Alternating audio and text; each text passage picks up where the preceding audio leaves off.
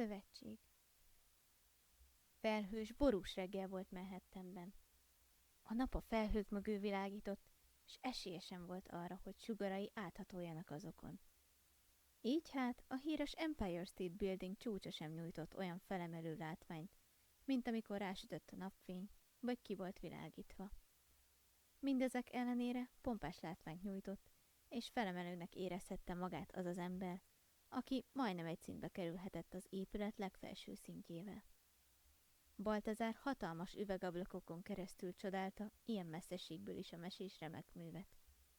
Mindig is hihetetlennek tűnt számára, hogy egy gyenge, hitetlen, mit sem tudó emberek ilyet hoztak létre. Ez persze várható volt, hiszen mindegyikük hatalomra vágyott, és minden magasabbra akar törekedni. Ezzel egyúttal közelebb akartak kerülni a fellegekhez, hogy szinte istenné válhassanak. Baltazár emiatt szánalmasnak és puhánynak tartotta a halandókat, akiket puszta vágyaikkal könnyedén lehetett az orruknál fogva vezetni. Amikor az étterem másik oldalára emelte a tekintetét, akkor megpillantotta a Hudson és az East folyó találkozását az Upper öbölből, s ott volt a nevezetes női alak is, a szabadságszobor. Baltazár, ha nem tévedek.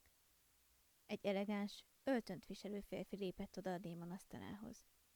Mögötte szintén zakóban egy nő és egy fickó állt, mint a kísérői. Baltazár felállt, hogy üdvözölje az angyalt. Személyesen. Maga pedig Ethaniel, igaz?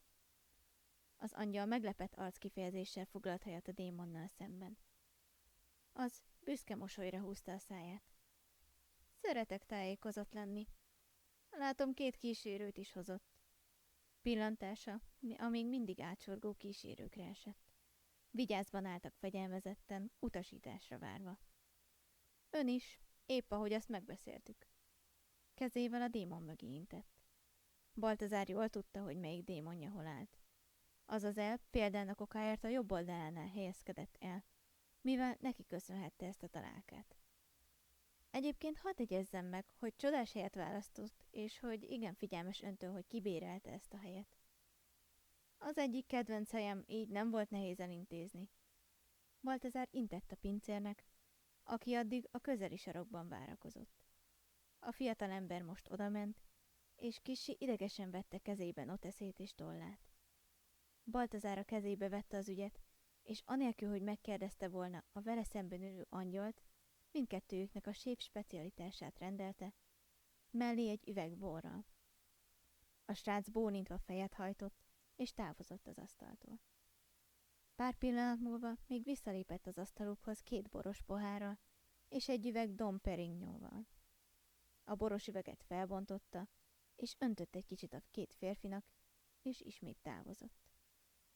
Rátérhetnénk az üzletre? Ethaniel türelmetlenül fészkelődött a székén. Nem úgy tűnt, mint aki élvezte az időhúzást. Magas beosztásuként elfoglalt lehetett, több felelősség szakadhatott rá, mint Baltazára. A démon kissé megköszörülte a torkát, majd bele is vágott. Úgy hallottam, hogy ön is kerestet bizonyos 3 fiatalt. Ebben nem téved. Az egyikük egy angyal, aki egy fontos személyt kísérget. Lábát keresztbe tette, így épp hogy hozzáért az asztalhoz. Igen, Emily Cartert. Egy démon is a lány mellé állt. Baltazár bosszúsan fújta ki a levegőt. Nem tudott senki sem Krisz feladatáról, de a látszatot fent kellett tartania. Ez azt jelentette, hogy árulónak kellett minősítenie. A North Brother Islandon jártak. Ethaniel élénk-kék szemeivel érdeklődőn nézett a beszélgető partnerére, és óvatosan feltámaszkodott az asztalra. Érdekes. Ezek szerint igaz a szóbeszéd. Kis szünetet tartott, mint aki elgondolkodott, majd folytatta. Ha jól látom a helyzetet, mindkettőnk érdekét szolgálja, hogy elkapjuk őket. Nem értem, önnek miért lenne jó? Baltazár fürkészte az angyal arcát, ám arról nem sokat tudott leolvasni. Az égi lények sem arról voltak híresek, hogy érzelmeket mutatnak ki, noha ehhez közelebb álltak, mint a démonok. A forrásaim szerint ön is a fegyvert akarja megszerezni, ahogy én is. Előbb a démonra mutatott, majd saját magára. Baltazár gyanakodva vonta fel a szemöldökét. Még hogy ugyanazt akarják. Az, hogy különböző célokra használnák fel a kincset, már elég volt a visszakozásra. Csak hogy nem érdekem hozzájárulni a saját fajtám kivégzéséhez. Kezével a kijárat felé intett, miközben erőteljesen ejtette ki szavait. Ha ezért jött, akkor most szólok előre. Azt hiszem, nem érti.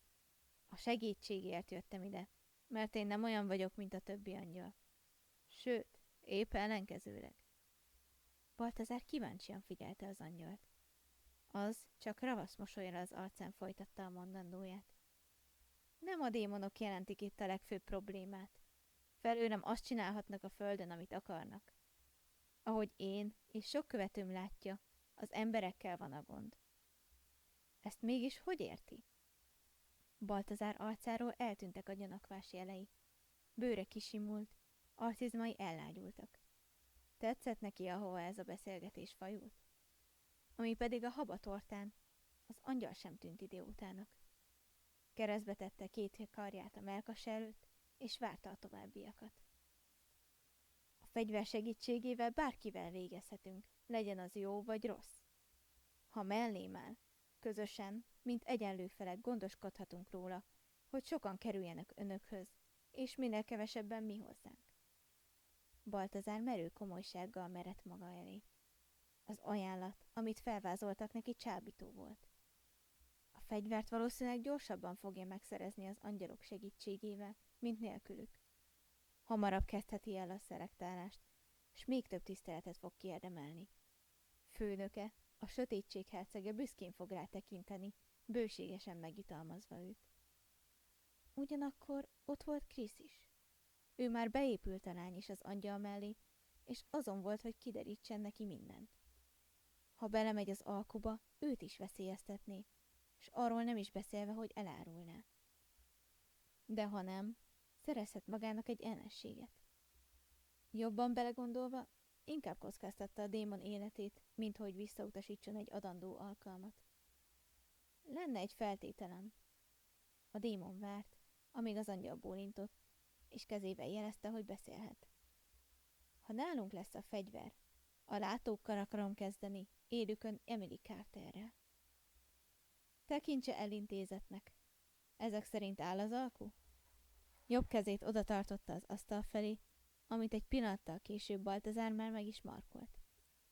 Ezt követően a pincér megérkezett az asztalukhoz két nagy tányérral a kezében, amit le is tett a két férfi elé. Hatalmas steak volt rajta, burgonyakörettel és salátával. Bon appétit, messieurs! Ejtette el a fiú jó kívánságát, majd otthagyta a férfiakat az étellel. Nincs is jobb annál, mint hogy egy alku megkötését egy korai ebéddel pecsételjünk meg. Az angyal egy elégedett mosolyt villantott új szövetségesére. Baltazár bólintással nyugtázta egyetértését, ezt követően pedig hozzá is láttak az étel elpusztításához.